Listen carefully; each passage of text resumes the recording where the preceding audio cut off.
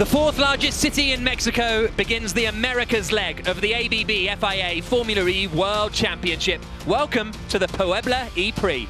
It's a new track for the championship, it's a new track for the drivers, but it's the same mix of close walls, close racing, and a jumbled up grid. So let's take a look at how these 24 drivers will go charging down towards the first corner. There you can see the oval circuit with the infield layout for Formula E, adapted for Formula E, and it's Sergio Sette Camara and Joel Eriksson, the two Dragon drivers who are at the back of the grid because of penalties.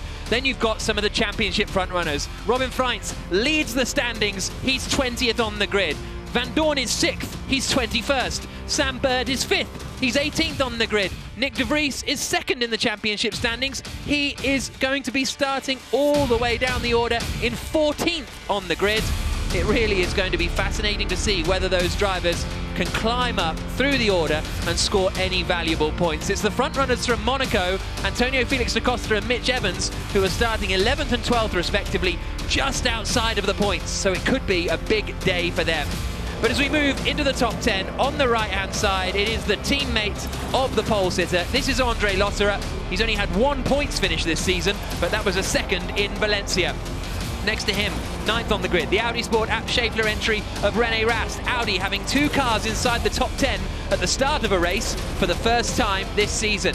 Then it's Lucas de Grassi, the other Audi, right up in front of his teammate in 8th position. Alexander Sims starts 7th on the grid. He did 2 laps in the dry today, and he managed to qualify 7th, one of the drives of the qualifying session. He starts up behind Eduardo Mortara. It's his best qualifying since the first race of the season back in Diriyah. Then it's Max Günther, his 5th super pole of the season in the 8th race, but can he start to pick up some big points? Jean-Eric Verne starts 4th, the same as he started and then finished in Monaco, the 2-time DS Techeetah champion, lining up in 4th on the grid. Jake Dennis, only his 2nd top 10 qualifying, and only the 2nd time he's out-qualified his teammate Max Günther. He lines up 3rd. Oliver Rowland has his 5th front row of the season, his 5th front row of his career, his best result of the season in qualifying, but he is up behind Pascal Wehrlein. It's his 2nd pole position. It's Porsche's 2nd pole position. Both of their first poles came in Mexico. They didn't manage to win either of those races. The scene is set. The sun is out. There were worries about storms. I think there might be a little bit of rain later, but most likely in about 45 minutes plus 1 lap's time. Alongside me, Jack Nicholls, is the 3-time Indy 500 winner, 4-time IndyCar champion, Dario Franchitti. Formula E's 24th venue, Dario. And I think we're all looking forward to this. Oh, it's a cracker, isn't it? The circuit is there's so many unknowns. The circuit has got 2 very different characters. The infield, that last oval corner as well. Tyre management is going to be critical. This race is going to be an absolute corker, Jack. So the cars lining up on the grid, ready to go for this 45-minute plus 1 lap race. The championship contenders are all the way down the back of the field, but those who are starting 1st, 2nd, 3rd on the grid are just away from that championship lead group. A big result today, a big point score today, and they go into the 2nd half of the season really involved in the championship fight. Emil Lindsay there, the team principal of Porsche. Here come the lights, all 5 lights are on. And we go green in Puebla. Oh, it's a bad start from Roland. Roland's going nowhere, and he's absolutely slowing down.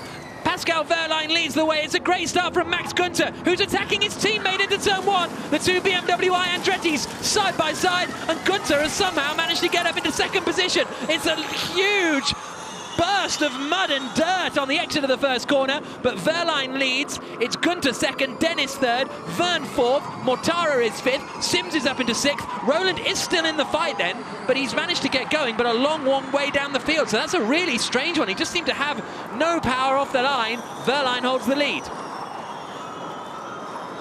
Here they come down towards turn 8. Attack mode activation is on the outside there, but we'll get into that when the attack mode window opens. Günther came from nowhere, started in 5th position. Oh, and in the wall is Cassidy. Nick Cassidy in the Envision Virgin car looks to be out of the race already. Broken front left, he is done, and that might bring out the full course yellow pretty much instantly. He's ground to a halt, might even be a full safety car. Yeah, he's got to use the car again tomorrow, Jack, so he can't damage it too much by dragging the bottom of it along the circuit. As the drivers come in to turn 13, setting up now this is a point of the lap where you think, okay, got to get off the next hairpin, turn 14, as we see the safety car coming out, a full safety car. The track's, the pack is going to pack right back up behind the safety car now. Okay, safety car deployed, everybody will slow down. And Pascal Wehrlein then got the lead. This is Oliver Rowland, 13th position. So, I mean, maybe in all the chaos of the radio, not having radio, was he not told to go into start mode? Or there's just no way of knowing. But I don't think I've ever seen a Sergio Sedicamera's given a drive-through penalty for changing parts on his car. But I've never seen that sort of start before in Formula E, where a car just bogs down like that. So we're behind safety car, 43 minutes plus 1 lap to go here in Puebla.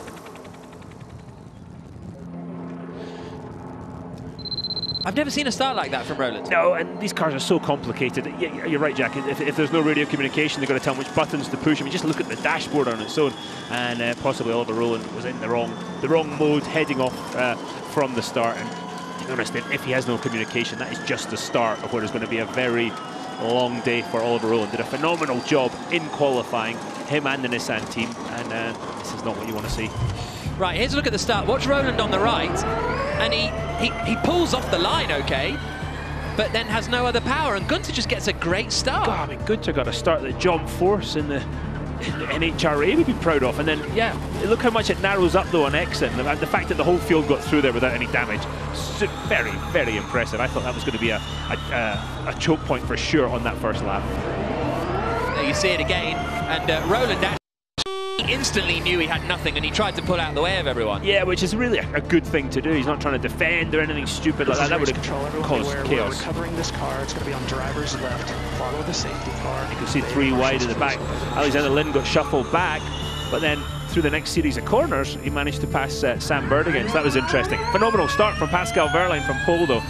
And he's already looking in the mirrors at this point, looking to the braking point of turn 1, but it's plain sailing for him as he comes through turn 1. I'm presuming that left-hand side of the grid is much cleaner, maybe, on the racing line, and that's what helped Gunter as well. Yeah, definitely. You see how dirty it is. Just here, you'll see how dirty the offline is. Well, that sounded so weird, didn't it? Yeah, it really did. And you can see all the information's blanked off on the screen. But yeah, so much information going on. And this is a horrible feeling, everybody just going straight past you. So this is Verne tries to go to the left, Rowland then goes to the left, and then Verne has to switch back to the right. So it was a really dramatic moment for Jean-Eric Verne. So we're still on board with Rowland coming into turn 4, so we managed to get back going again. Still behind the safety car in Puebla, and this is on board from Verne. Goes left, then goes right, because Oliver Rowland was slow off the line. And that really cost Jean-Eric Verne a lot of time there. He was on the dirty side of the grid anyway. Watch the BMW side by side. He's hoping that Max Gunter's going to bash into his teammate Jake Dennis, but not to happen. Look at the dirt on offline, though, and that's what the drivers are really dealing with, and are going to be dealing with all day, as that dirt is replaced by the marbles. See Nick Cassidy walking back. Guys, it's been a season of a testing rookie season, shall we say. He had a solid enough qualifying, 13th on the grid, Nick Cassidy, and there is Sylvain Filippi, the managing director, on the left-hand side, but got caught up in something at the start, and it's going to be no points. Let's see if we can see what happened. Just look at the back, and Cassidy was 13th. Oh, I think he's gone in himself. He was going side by side with Evans. Yeah, he got on the marbles and got on the dirt, Jack, and that was it. And Nick Cassidy, New Zealand driver, Kiwi, knows how to win and everything, but it just hasn't gone his way. He's been quick. He is a rapid driver, but just not gone his way at all. He's on board right now, and there you see to the left the damaged Envision Virgin car, and that was very much it. Now, the team have confirmed that Rowland, they didn't get that problem fixed. They were obviously trying to, but they didn't manage to. So Oliver Rowland has no radio communication. Buemi's been given a 10-second stop-and-go time penalty, which I think was announced before the start of the race, similar to the Dragon cars. And worth pointing out, Ericsson in 21st place is Joel Ericsson, a 22-year-old Swede who is making his debut this weekend. But that's Pascal Wehrlein leading the way in the black and white Porsche. Then it's the 2 blue and white BMWs of Max Gunter and Jake Dennis. Then it's Jean-Eric Verne in the black and gold DS Techeetah in 4th. Eduardo Mortara in the white and black Venturi is in 5th position. And there's Alex Lynn into the pits. Okay. So he was 16th. Was that a tactical decision to change Fresh tires? set of tyres or something? Possibly. I mean, he's a puncture. Oh. It was due to a puncture, so Lynn had to pit due to a puncture. And that's very unusual. Let's hear what he says. You have to make sure you don't slot. Yeah, you will slot back in the same position. Okay, so now I've got Buemi now at Gen 1. Interesting, slotting back in the same position. Okay. So to go back for a second and talk about Oliver Rowland, I've done races before where with an internal combustion car, a lot simpler than this with fuel, and the engineers are giving you fuel numbers to make, you know, an IndyCar to meet the end of the race. But the level of information that a Formula E driver has to take in, absorb, and act on in the cockpit is like nothing I've ever seen. So, yeah, the task, Oliver Rowland's task today is nothing's impossible in life, but it's just so difficult. Safety car in this lap. So we are coming down to turn 11, lights are off on the mini electric pace setter, and now Pascal Wehrlein will start to back the field up. Everybody will try and catch the back of the safety car, but it's not that easy to do because you don't want to lose and use a load of energy catching the back of the safety car, but Wehrlein's going slowly enough that it should be fairly doable. Yeah, and remember, we're taking 1 kilowatt-hour per minute of energy out of the battery behind the safety car, and he's gone. Oh, he's gone early.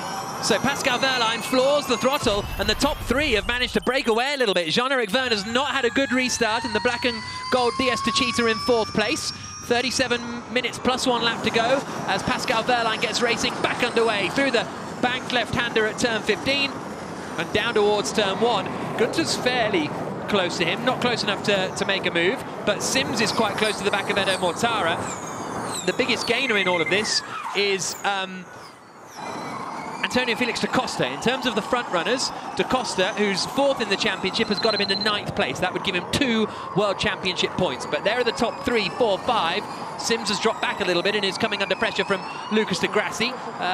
Championship leader Robin Freitz has made up 2 positions to 18th place, and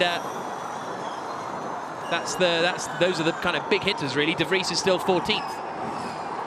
We've talked about tyre management and stuff, but you don't want to let the drivers in front get away, because at some point you're going to have to use energy and tyres to catch them up. So all of this stuff we've talked about, energy management, tyre management, you've got to do it while going really, really quickly as well. And we see that Wehrlein, Max Günther, Jake Dennis are doing it, but Jean-Eric Vergne is catching Jake Dennis in a hurry. Now you see Lynn, Freitz and Van Dorn have all activated their first attack mode, because attack mode costs you quite a lot of time here. So if you're at the back of the field, you kind of want to get them out of the way and hope that that comes to help you later on in the session. We'll see the attack mode zone later, but if Wehrlein were to take attack mode now, he'd come out in 7th position or something. Like, that's how dramatic it is as he comes through turn 15 to start another lap. No, absolutely right, Jack. It's not just on the outside of the track here. It's on a different part of the track, and it's very difficult, as you say, costs a lot of time.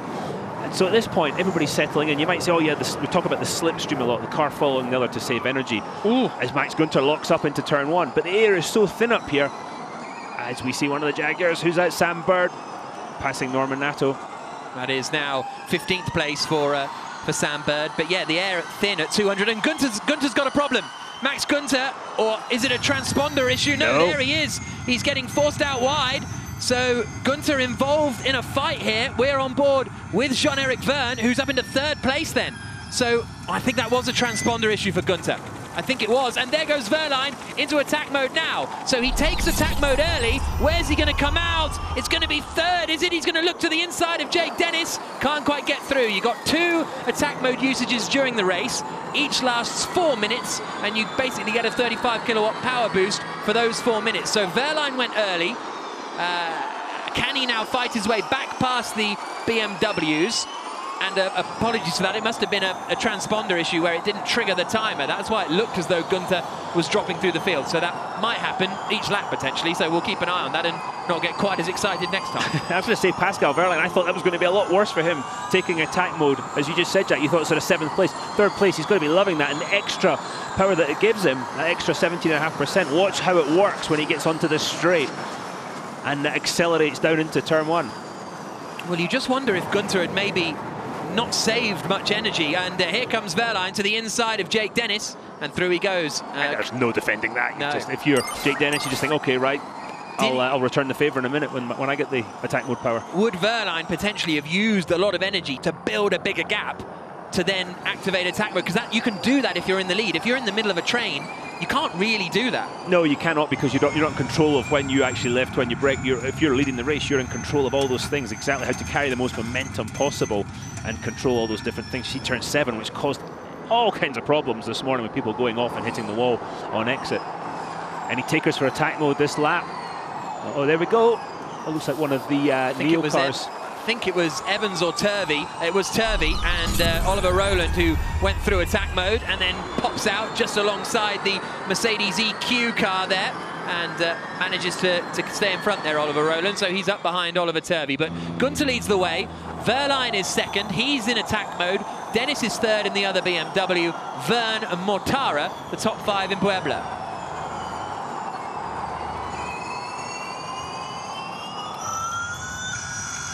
On board with Lucas de Grassi, running in 7th place in the Audi, up behind Alexander Sims in the red and white Mahindra in front. De Grassi, the champion in season 3. And we've talked about the great racing that Lucas de Grassi does. As you can hear the car, that noise is the car hitting the ground through the oval. De Grassi, fabulous racing driver, as he looks like he's going to try and pass Sims. He does, up the inside into turn 1. That lovely pass. This is Lucas de Grassi has got as good racecraft as any driver in Formula E, but his qualifying has let him down this year. But look out today, I think a little cheeky podium from Lucas de Grassi is not out of the way. He qualified 15th for the Mexico City E-Prix in season 3, then picked up damage, had an early pit stop and managed to win the race. Won't be quite that dramatic today, I wouldn't have thought, but he's still in the hunt for some good points because, as you say, hasn't qualified well, but has often climbed a long way up the order. Gunter leading, 1.1 seconds ahead of Pascal Wehrlein. The other reason that the attack mode is less advantageous here is it's not a power sensitive circuit, so the more power you're using, the less power you're using doesn't really matter a huge amount. Big lockup from Gunter and from Vern, and there is Sims going back past Lucas de Grassi into turn 11. No, that's Rast. Oh, that's Rast trying is to get all Sims. Yeah, Sims is defending heavily, so he is in trouble. Him, the Mahindra car, is in trouble in race trim. Qualified very, very well. As you said, Jack, didn't do any laps in practice. This is where Lucas de Grassi is setting up Edo Mortara ahead of him in the black and white Venturi, looking to make a move into turn 1. De Grassi's taking a slightly wider line around the last corner, trying to save the tyres a bit, put less load through the tyres, and that should help them live a little bit longer. Not quite close enough for a pass on Mortara just yet. Evans looking to the inside of Lotterer, but for 10th place, not achieving anything. Max Gunter, Pascal Wehrlein, Jake Dennis, Jean-Eric Vern, Mortara and de Grassi are the top 6 that have broken away a little bit in the lead of this Puebla E-Prix in Mexico's 4th largest city, mainly an industrial city. It's actually big for car manufacturers. Audi have their biggest plant outside of Germany, just about 60 kilometers from here, and one of their most technologically advanced. And there, into attack mode, meanwhile, goes the race-leading BMW of Max Gunter. So Pascal Wehrlein is back into the lead in the Porsche. Dennis is up into 2nd place, and Gunter managed to come out in 5th spot then. De Grassi is up into 4th position, and straight away he's going back past De Grassi. Lock up from Gunter, gets it turned in, and he is back up into 4th place then, and this is giving him that extra power for the next 4 minutes. That's what an extra 17.5% of power from 235 kilowatts looks like. It's massive. Any racing driver would sell a body part for half that kind of advantage in a normal series. Gunter ahead of De Grassi as they come through the banks. You can adjust kilo. You can adjust kilo. Let's follow the beeps. We do not go mental on attack. De Grassi behind on step. So that's Max Gunter being told by his race engineer, just follow the beeps and let's not go crazy now, we're in attack mode. There's Mitch Evans passing Andre Lotterer, so that is for 9th place now. Evans in the Jaguar. Both he and Sam Bird are coming up the order nicely. Rast just got hung out to dry a little bit, but he has already activated attack mode. Bird's made up 7 places, so that's the most of anyone in the field. But neither of them have used an attack mode yet. Indeed. So that could hurt them a bit. When you heard them say, you know, obey the beeps to Max Gunter, what the car beeps basically, it tells you what to do, when to lift, when to coast, when to regenerate, which means putting energy back into the battery by basically running the motor in reverse, and they do that on corner entry. And So the car is telling you exactly what to do. As you say, cut back from Jean-Eric Vergne, thought better of it with René Rast. But yeah, so all those things are going on all the time. The car what to do. I wonder if Oliver Rowland's beeps are actually working with the radio, or has he lost those too? Quite possibly. The beeps normally are part of the radio system, so if he's lost those, he's got to really do it old school today and completely fly blind. 28 plus 28 minutes plus 1 lap to go. That's Nick de Vries, the second place man in the championship. Was up in the top 15, but he's made a mistake at turn 11.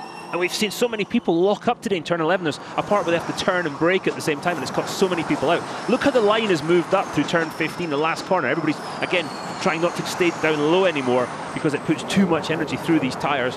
So far, the pace looks not too bad. I thought it would start to fall off by this point. We're 9 laps into the race. Sorry, the Jaguar of Bird was going for Lotterer. I don't think he managed to get through. We're now riding with Gunther, who's in 4th place, behind Jean-Eric Vergne. This is driver's eye. We're inside Gunther's helmet. It's a fantastic, accurate view of what the German from Oberstdorf is seeing just now.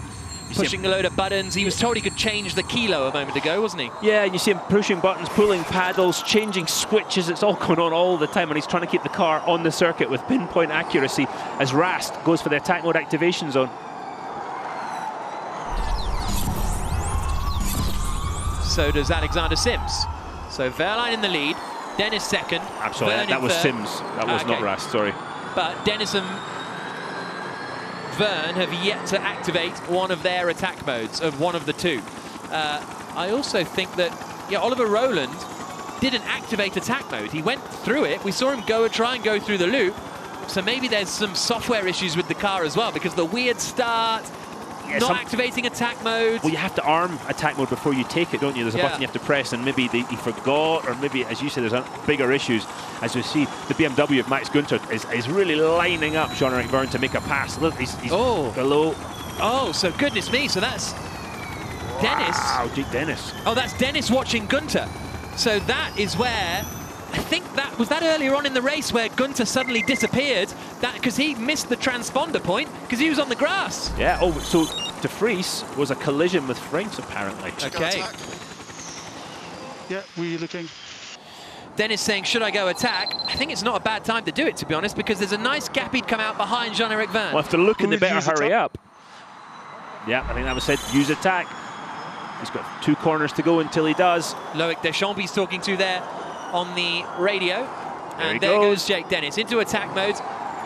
Right to the outside, activates it. Is he going to get out? Oh, he does lose another. That's how much time you lose. Comes out behind Mortara and just in front of Lucas de Grassi, who's also in attack mode. So Gunther's now back up into 2nd place. We're on board with de Grassi. And he's got to make this move into 11, Jack. Any second you get held behind. He hasn't managed it because Lucas de Grassi is going to be all over the back of his car too. Look how close de Grassi is to the back of Jake Dennis's car. But Jake Dennis has got to get past Ido Mortara because it's just bleeding time away when you've got that extra power that you really need to use at this point. So, Vergne has 2 attack modes remaining, you can see on the left-hand side. So do the 2 Jaguars, Evans and Bird. So they're going aggressive with these attack modes, maybe to try and get track position. Verline's going aggressive just with life. He's 3 seconds clear of Gunther and Vergne in 2nd and 3rd positions. Absolutely dominant this so far for Pascal Verline.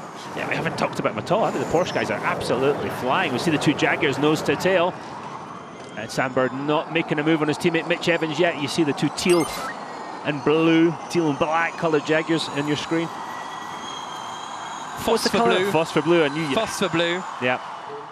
And there's white and black Porsche, and Pascal Verline just going about his business, pulled away another 6/10 that lap to Max Günther. Is he basically just going for his 2nd attack mode, over-consuming potentially, then using his 2nd attack mode? You should be a strategist, Jack. This is impressive stuff today. So there we go. He's used both his attack modes. He resumes the lead of the race. He's in a good position here now, is Pascal Verline. He's still got quite a lot of energy. Oh, so Sims and Jean-Eric Vergne. Was that a collision? Or Vergne was further up the road? Vergne's going slowly. He just activated attack mode, and he's in a lot of trouble, Jean-Eric Vergne. He was in the podium places, but now he's slowing down. Did Sims and him get together when they meet up on the exit of turn 8 from the 2 different parts of the circuit? Let's hear from them. Can we pit? Oh, the guy is destroyed. The guy completely. Okay, yes. Look at the damage on the wheels. The front wheels are pointing in. It sounds like Sims and him came together. It's 2 completely different parts of the track.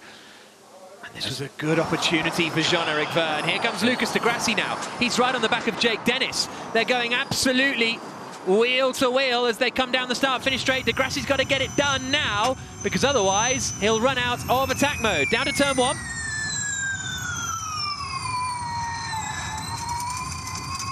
I think Dennis has done enough to hold on to that place. Now, Mortara has ended up in a good position. There's Alan McNish, team principal of the Audi team, but Mortara has snuck up to 3rd place. He's used an attack mode. He's only a second behind Max Günther in 2nd, and he's fully in the fight. Robin Freins has been given a 10-second time penalty for causing a collision, so we haven't seen that incident with Nick de Vries, but Freins has been given a penalty for it. He's 14th, so neither of the top 2 in the championship are going to score this afternoon. Sims goes for attack mode. You see in the Mahindra going through the sensors.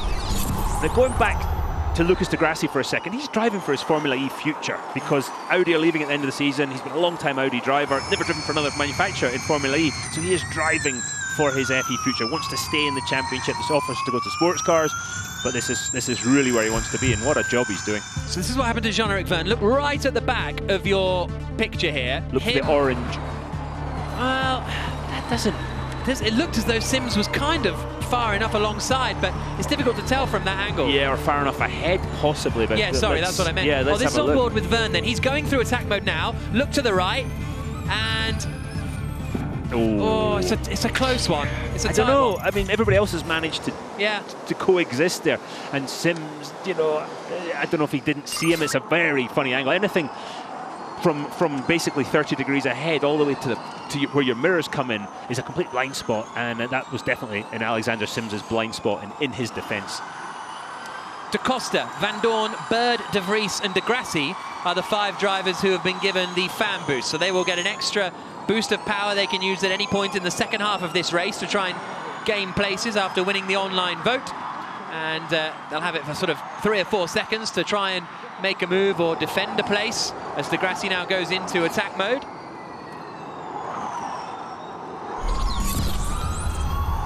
.21.5 minutes, plus 1 lap to go. Lucas de Grassi has just activated his 2nd attack mode. He's come out in 5th position. Sorry, 6th position, because Evans has got ahead of him. Evans is having a lovely little race, so is Sam Bird. Both Jaguars making good progress, but Pascal Wehrlein is 1.4 seconds clear at the front of this field. Evans sets the fastest lap of the race.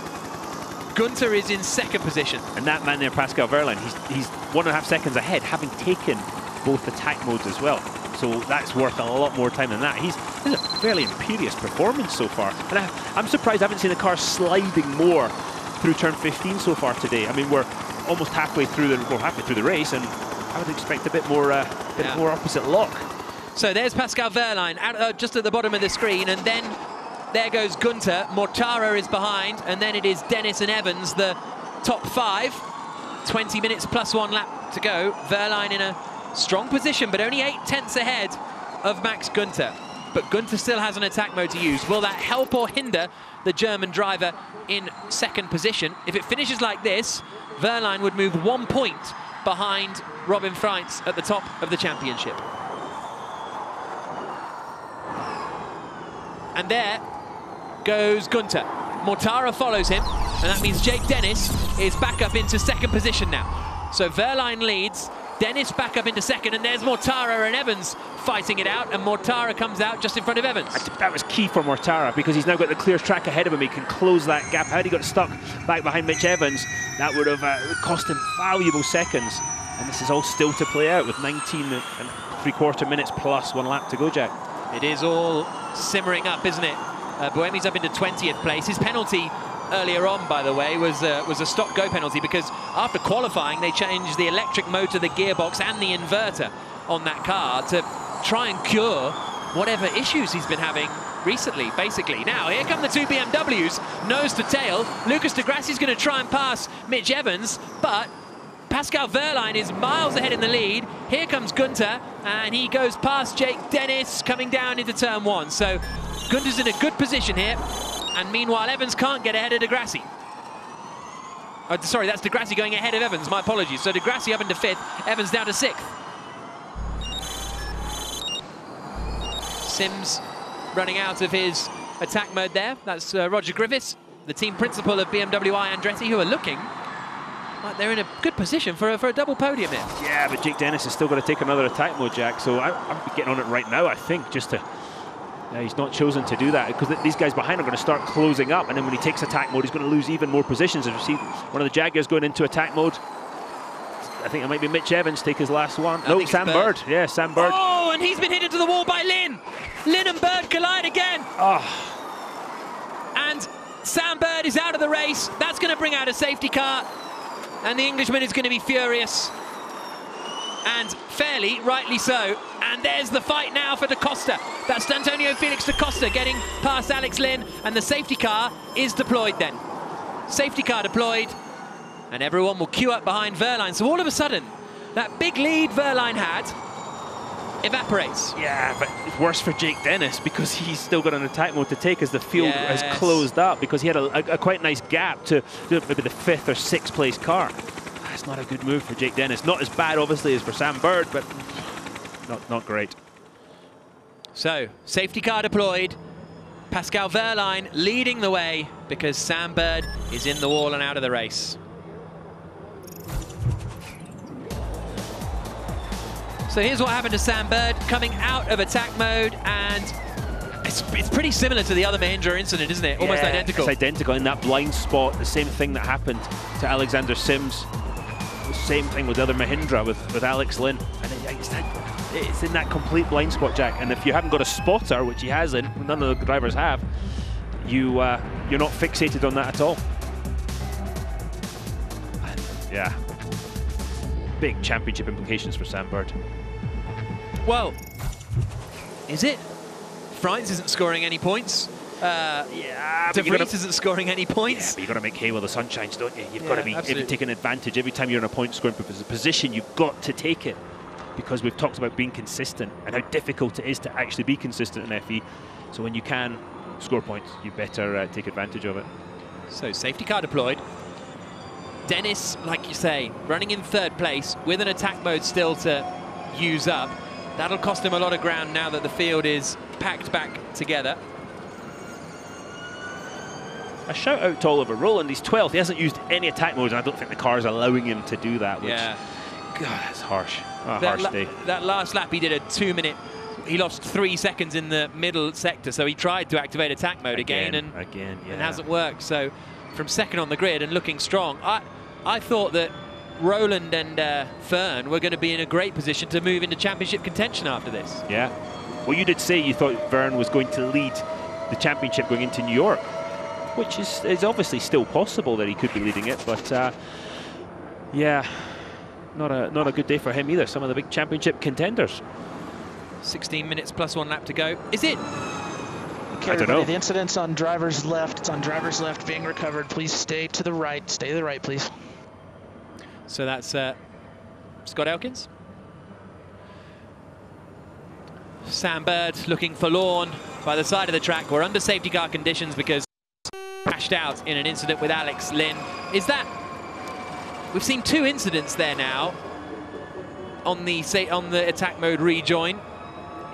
We don't tend to see it that often. Is it because of the location? Is it because of the... It's a different part of the track. You know, normally you can see some of that out of your peripheral vision, but it's a completely different part of the track. And we've seen 2, I would describe them as identical situations. The drivers, both cars that were in the wall ended up in the Mahindra's blind spots. So here we go. Here are the 2 championship leaders, Frines and De Vries. Frines goes to the inside, has a huge lockup and wipes out De Vries. 1st and 2nd in the championship. The 2 Dutchmen won't be scoring points today because of that. And it almost like qualifying. In qualifying at turn 1, Frines had a huge front lockup, couldn't get it stopped, and he's not trying to attack De Vries there. No, I don't know if he got blindsided by the Mahindra in front. What happened there? But God, he came from a long way back. That wasn't a marginal thing. That just, it looks like something's gone wrong. Yeah. So that's both Envision Virgin cars out of contention. Lynn and Bird is under investigation for causing a collision. I don't think that Sims and Vern was. To me, they were identical, so it'll be interesting to see what decision is made. Yeah, Lucas Degrassi running 5th right now. That's a very interesting story. Both Audis in the top 7, both BMWs in the top 3. Yeah, fascinating as we look at the rolling hills of Puebla. just 100 kilometers or so east of Mexico City. The huge mountains there. There's an active volcano a little bit further away that overlooks the city. Let's get an update, shall we? Let's join Nikki Shields. Nikki?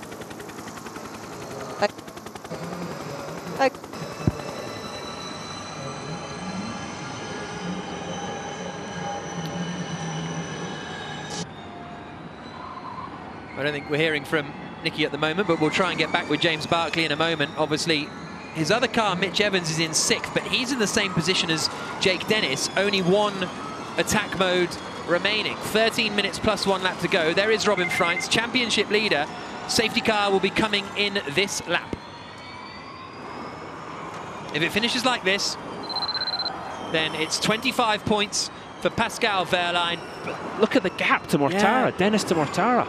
I don't quite understand why they don't bunch up under. I know they want to not use too much energy, but the safety car isn't going that fast, is it? And they're going to take energy away. They're going to take 1 kilowatt hour again per minute. Battery holds 52 kilowatt hours total. So I would be sitting pretty close if I could. Lights are off on the safety car. We're about to be going again. Pascal Wehrlein coming through the final couple of corners. Now, we went really early last time. It worked. It I'd worked. be doing the same thing. But you want to catch the car behind when he's turning a lot. Okay. So when they accelerate, they have a snap of oversteer. You want to make sure you're straight. They're turning a lot. That's the plan anyway. That's Now, the theory from the commentary booth. Yeah, exactly. They've all bunched up now behind Wehrlein. So all of a sudden, Mortara is with the back of the pack, and he's doing it differently this time. Pascal Wehrlein, there he goes. Green flag. Wehrlein floors the throttle, and Gunter is kind of with him, actually. It didn't look like he was, but he's managed to stick there. So 12 minutes plus 1 lap to go. Wehrlein leads, Gunter 2nd, Dennis 3rd, Mortara 4th. De Grassi is 5th, and look how close Gunter is to Wehrlein. He has slightly less usable energy, but I don't think the energy reduction has happened yet, so we'll keep an eye on that one. Down towards turn 1 we go. Yeah, Max Gunter wasn't quite close enough to make the move, but he made a great restart. And Pascal Wehrlein just seems to have it all in control today. Again, ice cold when it counted, no mistakes. Be interesting to see if Mitch Evans goes for his attack mode activation zone on this lap, as does that man there, Jake Dennis. Let's see, a couple of corners to go as we come through turn 7. Attack mode activation is the next corner in turn 8. Here they come, in towards the right-hander, and I think you've got to wait and let the field spread out a bit, don't you? Absolutely, that's the only thing. Roland's going to give it another go, so yes. Roland goes into attack mode just to try and get it to work, and it doesn't look like it has. So, I mean, at this point. But I mean, I'm holding out the pit board saying box, box, to be honest. Yeah. Save the tyres, save the battery. Yeah, all those things, Jack. There's a lot of wear and tear on a racing car, and there's a potential to have an accident as well, with the level of frustration that Oliver Rowland must be feeling right now. Wehrlein's pace here today is absolutely phenomenal. The Porsche driver is having a wonderful race. Now, he has started fairly high up in a lot of races so far this season, but his best result was a 3rd place in the 2nd race in Rome. But he's managed to qualify 2nd on the grid in Diriyah. He was 3rd on the grid for that race in Rome. And Eduardo Mortara is looking racy. Mitch Evans is looking racy as well. There is Stoffel Van Dorn making a move, and that is on Alex Lynn, and that used fan boost. So Van Dorn used his fan boost to get past Lynn there. There's usable energy remaining, and Joel Eriksson having a bit of a moment. But Gunter has less usable energy remaining than Pascal Wehrlein in the lead of the race. So he's going quickly and using energy, but Pascal Wehrlein, race leader, under investigation for a technical infraction. We'll try and get to the bottom of what that is, but that is big, big news for the story of the race, if something is to come of this. And you don't want to see that if you're There's one of these... Emil Lindsay, the team principal, and he's going to want to try and work out what that is too. Oh, absolutely. If you're one of those guys in the Porsche garage, you do not want to see that pop up on your screen and in your headset. The BMW is running again, nose to tail. Jake Dennis trying to build the gap on Edo Mortara behind him, but he's only half a second ahead of him. He's got to build that gap if he wants to take the 2nd attack mode and not lose a lot of positions. Antonio Felix da Costa running 9th at the moment in the he's a 4th in the championship, so he's trying to, every point counts, at this point. 9 minutes plus 1 lap to go. Remember, Pascal Wehrlein was winning the race no problem in season 5. Right up to the line in Mexico City before he lost the race to Lucas de Grassi. Da Costa on fan boost, coming out of the final corner, and there goes Dennis. So Dennis goes past Gunter now, and I wonder if he'll try and make a little bit of a breakaway to gain enough of a gap to then use attack mode. Maybe they'll even work together. The attack mode from Da Costa did get him past Sims and up into 8th place. Yeah, at this point he's got to use a little bit of energy, doesn't he, just to try and limit the damage. No further action with the Lynn Bird incident. It's a tough one if you're Sam Bird, but I see them both as a racing incident today, and that's not a cop-out. Porsche don't know what the problem is. Emil Lindsay, the team principal, unaware of what it is. So we will get to the bottom of it as soon as someone knows. Obviously someone the out there FIA knows. know. Exactly. They're not telling us what it is, though. But Porsche, uncertain at the moment. So we'll try and get to the bottom of that as quickly as possible, as will the Porsche team. And Wehrlein, I mean, maybe the technical infraction is just being too fast. Too dominant. Because he's been absolutely awesome today. There's no other word for it. Yeah. He's been absolutely on it. Cool as a cucumber on the grid, totally focused. And yeah, really a fabulous job so far. Oh. Roland Bohemian Lotterer are also under investigation. So 2 Porsches and 2 Nissan Edams are under investigation for a technical infraction for the same thing. They're all the same thing. So 2 teams, both cars. Who were on the front row. I see Mortara looking, he's going to have a go at Max Gunter. Max Gunter defends to the inside. Dramatically. Oh, big lock-up on the rear. Mortara, he's done that before, hasn't he, in Rome on the final lap, has a huge lockup, saves it again. He loves a good old save, Mortara. Yeah, I wonder if he's grabbed the regen paddle and it's just overdone it maybe, but that was quite impressive. You know, Stig Blomqvist, Ari Vatanen, they'd be proud of that one, wouldn't they? 7 minutes to go. On board with Lucas de Grassi. He's running in 5th place. He's still ahead of Mitch Evans. Now, Evans and Dennis are going to have to take their attack mode soon because you have to use it all up by the time you finish the race. And the last thing they want is what happened in Rome, where the race goes under full course yellow and they can't use it, then they're at the back of the grid. So you've got to bear that in mind too. That's a potential pitfall. Very tough one to call. If it finishes like this, Pascal Wehrlein will move 2nd in the championship, 1 point behind Robin Freitz. But he's under investigation, so who knows? 6.5 minutes plus 1 lap to go. Dennis is now pulling away a little from Gunter. I don't know if it was the quickest lap of the race for Jake Dennis. Gunter was a second slower, so he's trying to build that gap up. Jake Dennis in 2nd place.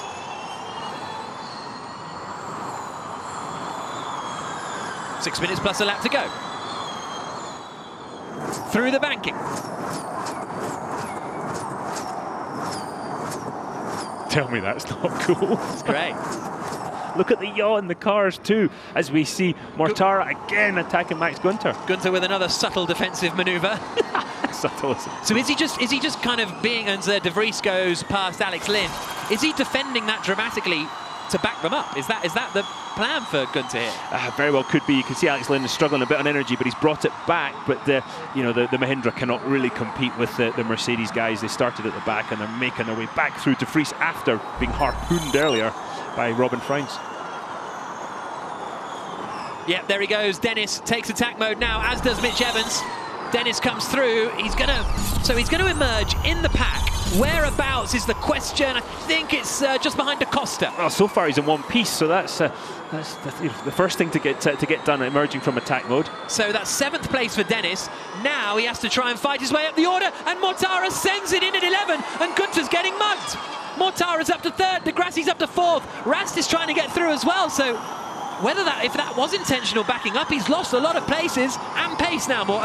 Max Gunter from 2nd position. Edo Mortara flying, looking for his 2nd podium finish of the year. De Grassi as well up to 3rd, but that's what happens when you get onto the dirty part of the track. Look at the marbles on the circuit, and as soon as you get onto that, it's like ice, and it takes several corners to look at the marbles on the outside there. It takes several corners to clean the tyres off and get some grip again. Very low grip surface anyway. So just 2 drivers in attack mode, Dennis and Evans. Here comes the Jaguar, passing the Mahindra. Mitch Evans on Alex Lynn. And that's attack mode against no attack mode. So that's 10th place now for Mitch Evans. 4 minutes plus 1 lap to go. Eduardo Mortara in the Rocket Venturi is up into 2nd position. Really strong drive this from the Swiss racer. He's up ahead of Lucas de Grassi, who's also had a great drive. Pascal Wehrlein in the lead has had a great drive, but he and his teammate Andre Lotterer and the two Nissan Edams cars are under investigation for a technical infraction. Bold from Rast, and he makes it through, forces his way past Gunter, classic René Rast style. Oh, and there's contact there as Da Costa tries to get past Gunter as well. To the outside, Gunter's struggling. This is surely heading straight to the wall, no, but it has allowed Jake Dennis to get through ahead of Da Costa. So the BMWs that were running second and third, now running fifth and sixth. Dennis didn't get ahead of Gunter, but he has got ahead of Da Costa, who's dropped to seventh. And Max Gunter is in all kinds of trouble. And I don't know if he's overheated the tyres and we're going to start seeing this the start of that downward spiral or not, but he is in all kinds of problems. Will two safety cars help the tyre wear? Yeah, absolutely. And it cools the tyres down as well, which is equally important. It's not so much to wear, it's temperature. It's just the thermal, the thermal properties of the tyre. As we see Jake Dennis going past his teammate Max Gunter. Oh, Da Costa locking up, just making the corner. But he's losing out here to Alexander Sims. Sims gets through, absolutely ginormous lockup from Antonio Felix Da Costa. He was about to try and take fifth position. He's now down in eighth place in the DS de Cheetah after fighting so hard to get up the order. Van Dorn is in ninth, Evans is in 10th. Evans can see 2 places ahead of him because he's still got 2 minutes of attack mode to go. So Wehrlein leads by miles. Mortara is second, De Grassi third, Rast fourth, who's having a good race. In fact, this is a great day for Audi, finally, to be honest, after the year that they've had. Dennis is in fifth. And Rast has got 1% more energy than De Grassi. That allows him to stay on the throttle just a bit longer. And De Grassi has more than Mortara, so these three are in reverse order. And if Wehrlein gets... this could be for the win of the Puebla E-Prix. And trust me, Lucas de Grassi is well aware of that, as is Edo Mortara. But de Grassi's car, the body language of it just looks so much more comfortable right now. Frustration for Jerome D'Ambrosio. He's won in Mexico before, back in the first visit here. Alan McNish, don't actually know if he's won in Mexico. He's won everywhere, well, pretty much. That's true, but here they come. 1 minute 30 plus a lap to go. On board with De Grassi. He's right up behind him. The fight for second place goes for it. De Grassi through. And that's that 1% of energy. Jackie can just stay on the throttle longer. That's him up to second. But I mean, he's not catching on track. He's not catching Pascal Wehrlein. But as you say, if Wehrlein gets a penalty, this is for the win. Jake Dennis has run out of attack mode in there in fifth position now. He and Evans have both used up all their attack modes, as has everyone in the field, basically except Oliver Rowland, who has pitted and retired from this one. But second is De Grassi, third is Mortara, fourth is René Rast, and Rast is going to be the next driver to try and pass the Venturi driver. A minute plus 1 lap to go, so we're going to be tight here to whether it's 1 lap or 2, to be honest, because it's going to be really tight with Pascal Wehrlein. How many laps are left here? He's into the final sector now. It's about a 30-second final sector, so I think we're 2 to go, but everyone will have enough energy. Yeah, and some of that sometimes just depends how mean the driver is feeling, if he wants to really stretch everybody, if they think it's going to be a certain number of laps. But yeah, look at the energy targets, all quite similar at the moment. Alexander Sims goes past Max Gunter. Max Gunter in all kinds of trouble. Doesn't look like energy trouble, so I presume it's tyre trouble. As René Rast looks like he's trying to set up Edo Mortara to pass him out of this long banked corner, turn 15. Watch him accelerates off the corner as Pascal Wehrlein just goes about his business. 2 more laps to go. 7% energy is enough to give you 2 more laps, and Rast has got 8%. So through he goes, up into third position then. So René Rast up into third. We're still, obviously, as the applause come from Audi, we're still waiting to hear what the issue is with Wehrlein, what the penalty is going to be for Wehrlein. Da Costa's got ahead of Gunter now, so Gunter all of a sudden down to 8th position. BMW's pace has slipped away. And Mortara's 6 seconds ahead of Jake Dennis, so I think he's quite safe there. And Freitz is in a fight here with the Dragons down in 17th position. Well, he's had a bit of a moment. And look at this train of cars. From Max Gunter, he's holding everybody up. Where does that go down to? You see the Jaguar's involved, the Neo's involved, and at the back of the train is Seti Cameron, 18th. So that's about a 10-car train. It's quite impressive. And then at the other end of things, we have Pascal Wehrlein. Well, in the lead, but under investigation. Yeah, but that doesn't make any difference to the job he's done today. Sometimes you wonder why somebody's so quick. In days like this, Pascal Wehrlein's wondering where everybody else is, why they're not as quick as he is. That's a phenomenal job. Here comes Wehrlein across the line then to start the final lap of the race. He's got 3% energy remaining. It's a bit like season 5, isn't it? De Grassi closing in on, well, but he's not closing in. Wehrlein has got this one surely under control, but is it going to be taken away from him as it was in season 5? There's that huge train of cars. De Coster on the attack, Gunther defending. There's a lockup from Stoffel van Dorn. There's a lockup from Nick de Vries. They all still manage to hit the apex.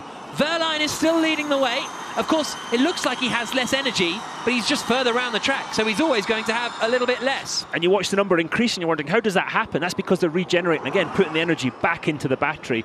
And they need to do that to make the end of the race. It puts as much as 30% extra in the battery as the Audis are line astern. I'll tell you what, René Rast is looking very racy here, and he's got a bit more energy than his teammate Lucas de Grassi. How is it going to be team orders here? Do you think he's going to have a look at the pass into turn 11? No, I don't know. It'll be very interesting if he fancies it. Again, this could be for the win. So if I'm Rast, I'm thinking he's got to do it in a couple of corners, or he made a pass into 14 earlier. Is he going to try it now on the wily old fox, Lucas de Grassi?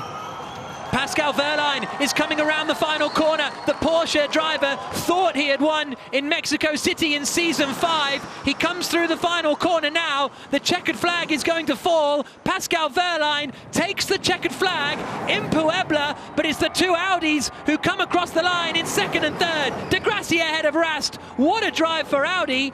But we're just waiting to hear what has happened to Pascal Wehrlein on that investigation. Mortara comes across the line in 4th, Sims is 5th, and then it's very, very close in behind with De Coster in there, Van Dorn, Evans, De Vries, Gunther, Lin, 12th. and there's the disqualification. There's a penalty for... Good drive, Lucas. It's a penalty for Porsche. Pick up, please. Pick up, Lucas. Make it to the box. It's a penalty for Check Porsche. tire pressures if needed, some burnouts before you're in the box. Great job. A disqualification for what? I mean, Pascal Wehrlein has been disqualified for a technical infraction. Wehrlein is disqualified. Technical infringement. Woo! Yeah!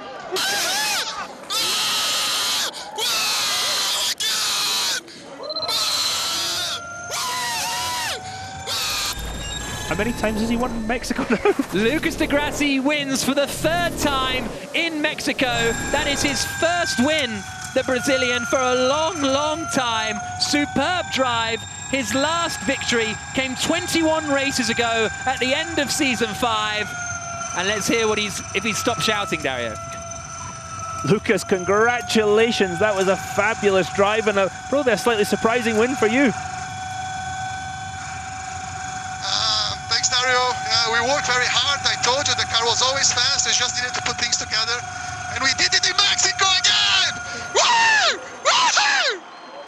Standings in a bit, but here's the results first of all. Lucas de Grassi victorious, half a second clear of René Rast. Eduardo Mortara 3rd.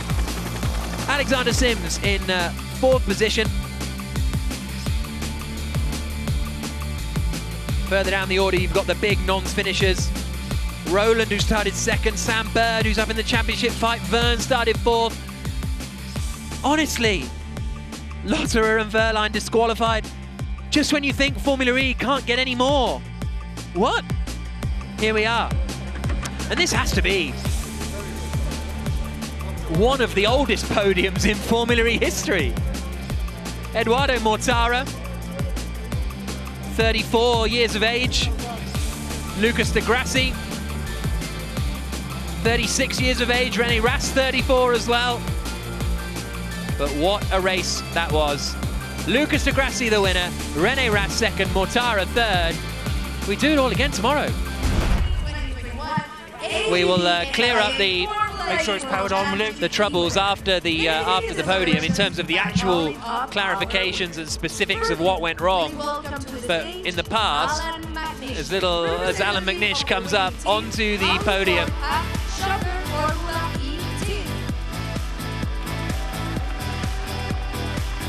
another win for Audi. One of the most successful teams in Formula E. This is their 13th victory. DS Techeetah have 14, Nissan have 17. Eduardo Mortara picks up another podium finish. That is his second podium in the season, finished second in the opening race in Diriyah. And a third here now. Great news for the Venturi squad. René Rast up into second place.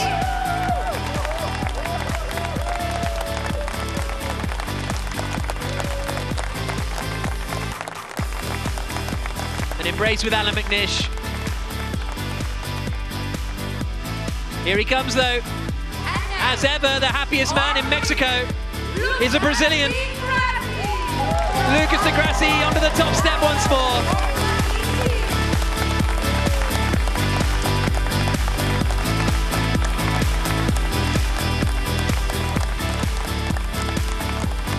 Superb drive from de Grassi.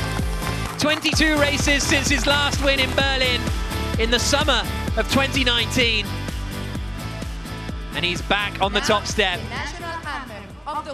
And this is the Brazilian national anthem.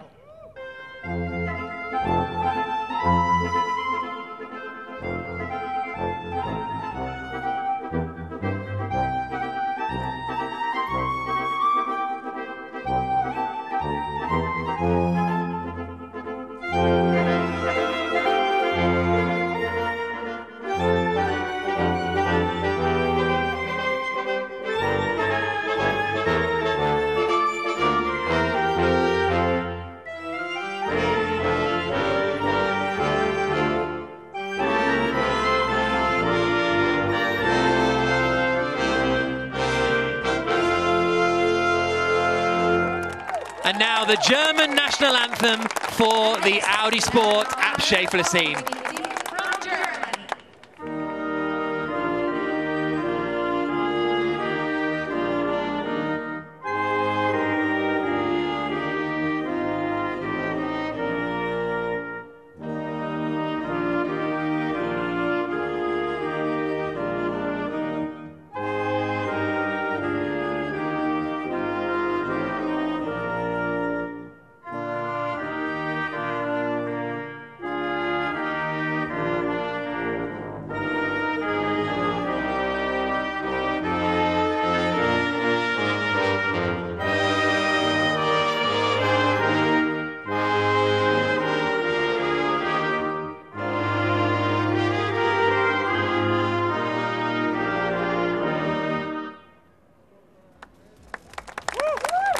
The win for Audi Sport Abschäffler. Alan McNish on the podium. And now the dignitaries will congratulate the squad on the podium. Matt Enlow from the CBMM Niobe Automobile, responsible for North America, hands the trophy over to Alan McNish. Another win for Audi. They are over the moon with that one, aren't they?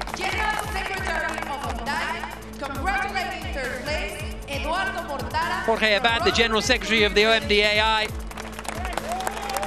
one of the Abed brothers that owns this racetrack here, hands the trophy over to Eduardo Mortara in third place. The Managing Director of ABB Mexico, Vicente Magana, hands the trophy to René Rast in second position.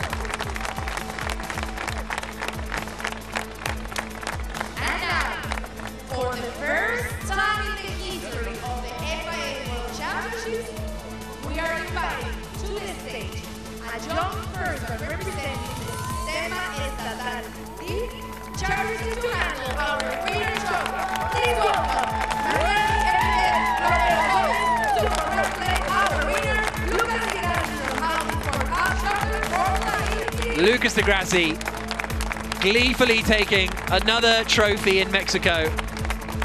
To say he's back in championship contention is maybe a little over the top, but this is round 8 only.